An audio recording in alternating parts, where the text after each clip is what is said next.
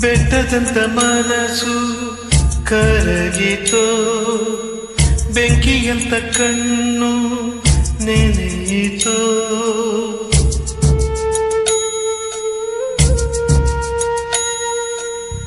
ಕಲ್ಲಿನಂತ ದೇಹ ಕುಕ್ಕಿತ, ಕಲ್ಪವೃಕ್ಷ ಒಣಗಿ ಹೋಯಿತೋ.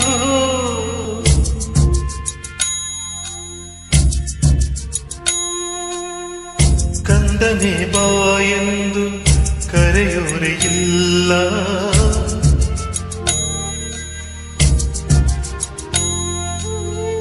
ಕಂದನೆ ಬಾಯೆಂದು ಕರೆಯೋರು ಇಲ್ಲ. ದುಃಖಿಸಿ ನೀ ಅಳಲು ಮಡಿಲೊಂದು ಇಲ್ಲ.